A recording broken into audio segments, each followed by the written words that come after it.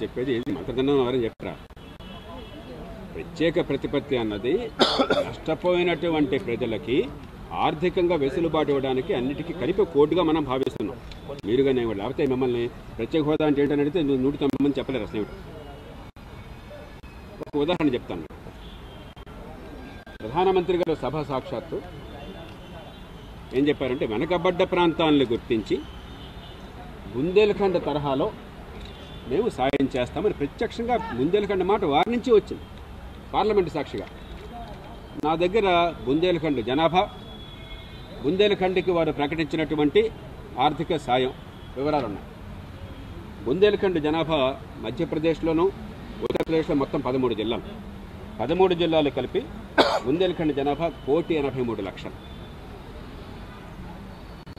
ప్రభుత్వమే గుర్తించినటువంటి రాయలసీమ ఉత్తరాంధ్ర 7 జిల్లాలు కలిపి 2,45,00,000 జనాభా 2011 లెక్కల ప్రకారం.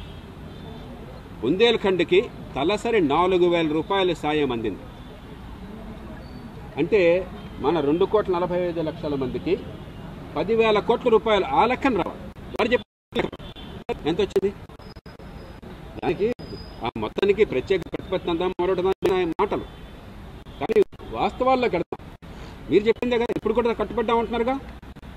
ఎక్కడ 1,000 కోట్లు నాకు తెలియకుండిస్తే చెప్పండి. ప్రజాధనం రహస్యంగా ఉంది. కేంద్రం ఇచ్చిన నిధులకే లెక్కలు చూపలేదు కాబట్టి ఆగిపోయారండి బీజేపీ. అది మీరు తెలుసుకోండి. ప్రజలు ఎందుకు బలి చేస్తారండి మీరు రాజకీయంలో? దాన్ని తెలుగు తప్పు చేశారా? అధికారులంతా ఐఏఎస్ అధికారులు అక్కడెక్కడ ఒకళ్ళు మొత్తం కేంద్ర పత్రంలో ఉన్నారు కదా. యూపీఎస్సీ కదా రిక్రూట్ చేసేది. తాతకు దగ్గర దొరికితే ఎట్లాగా? అధికారులంతా ఎక్కడ ఉన్నారండి? మీ దగ్గర లేరా? ప్రధానమంత్రి గారు నిన్నేం చెప్పారు రాజ్యసభలో ఆయన ప్రసంగం? నేను స్వయంగా డైరెక్ట్గా వీడియో కాన్ఫరెన్స్లు పెట్టి ప్రతి రాష్ట్ర చీఫ్ సెక్రటరీని దానిలో కూర్చోబెట్టి మా కేంద్ర సెక్రటరీని కూర్చోబెట్టి ప్రతి నెల సర్వేక్షిస్తున్నాను, సమీక్షిస్తున్నాను. చేయండి. నన్ను మాకు చెప్తారండి మీరు? ప్రధానమంత్రి చీఫ్ సెక్రటరీ నవయా లెక్కలు పంపించారా? ఏ చీఫ్ సెక్రటరీ పంపించారు చెప్పండి. అన్నా డిస్మిస్ చేయండి అండి. మాకు చెప్తారేంటండి లెక్కలు? కాబట్టి ఇవన్నీ రాజకీయాలు మాకు అనవసరం. మాకు 10,000 కోట్లు ఎక్కడొచ్చినాయి? నాకు ఏం జరిగింది? నేను పత్రికల్లో వచ్చాను ఇవాళ. ఎయిమ్స్కే చాలా ఖర్చు అవుతుందని. ఎంత ఖర్చు పెట్టారు?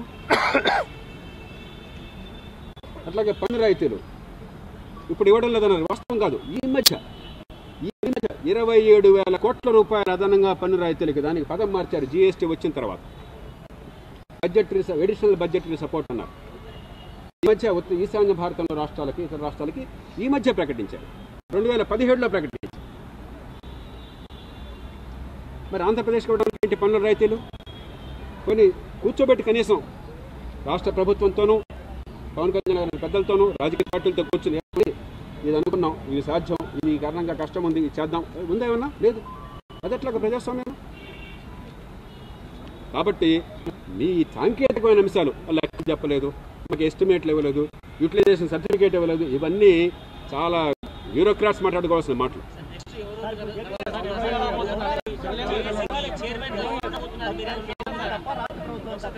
ఇప్పుడు తప్పులు అన్నట్టు అనవసరం అండి. ఈ దేశంలో 70 ఏళ్ళు అందరూ తప్పులు చేస్తూనే ఉన్నారు. దాని పర్యవసానం మనం అనుభవిస్తున్నాం.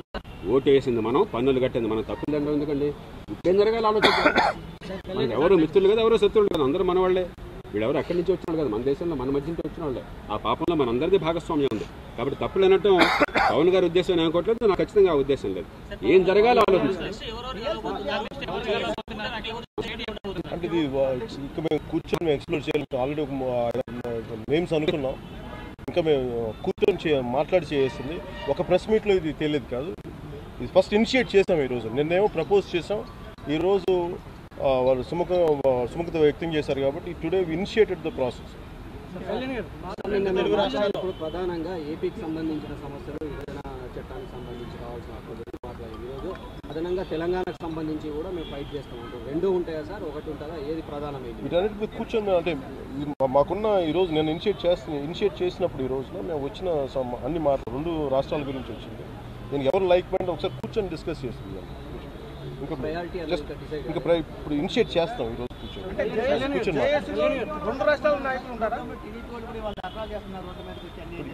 ఇది అన్ని పార్టీల సమస్య, అందరి ప్రజల సమస్య. ఇది ఒక పార్టీది కాదు, లేదంటే ఇద్దరు వ్యక్తులది కాదు, ముగ్గురు వ్యక్తులు కాదు. అందరు కలిసి రావాల్సిన సమయం అది. అందరు కలిసి పోరాటం చేయాల్సి అది.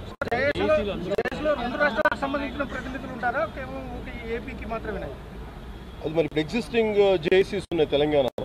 మరి వాళ్ళు ఎలా ఆలోచిస్తారు? అలాగే టీఆర్ఎస్ ప్రభుత్వానికి కూడా అసహనాలు ఉన్నాయి, టీఆర్ఎస్ ప్రభుత్వానికి కూడా సమస్యలు ఉన్నాయి. అలాగే సేమ్ అదే ఒపీనియన్ జనరల్గా తెలంగాణకి న్యాయం జరిగింది, దానికి తెలంగాణ అన్ని పార్టీలకి అదే ఒపీనియన్ ఉంది. మరి అది ఎలా వెళ్తుంది, ఎలా ఇనిషియేట్ వెళ్తుంది అనేది అది ఓవరాల్ వెళ్ళే కొద్దిగా ఎక్స్ప్లోర్ అవుతుంది యాజ్ ఆన్ టుడే. ఎందుకంటే మేము మిగతా వాళ్ళ తరపున ఎలా వస్తారనేది మేము మాట్లాడాలి. సార్, విభజన బిల్లు ఆమోదించినటువంటి పార్టీల సహాయం మీద కోరే అవకాశం ఉంది.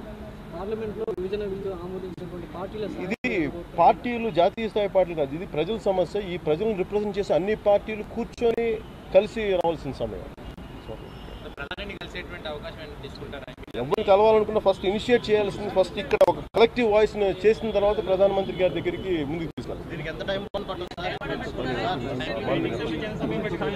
జస్ట్ ఇనిషియేటెడ్ అండి. ఇది వెంటనే కూర్చొని ఎగ్జాక్ట్ టైం బౌండ్ ఇది మాకు ఆలోచించే మేము చెప్పగలం తప్ప ఇది ఒక్క ప్రెస్ మీట్లో కూడా ఎగ్జాక్ట్ టైం బౌండ్ చెప్పే పరిస్థితులు ఉన్నాయి. ఆలోచించి దీన్ని లోతుగా విశ్లేషణ జరిపిన తర్వాత మేము చెప్తాం. Thank you. ఏంటండి, వీడియో నచ్చిందా? అయితే ఓ లైక్ వేసుకోండి, లేదంటే ఓ కామెంట్ చేయండి. ఎప్పటికప్పుడు మా వీడియోస్ చూడాలంటే సబ్స్క్రైబ్ చేసుకోండి.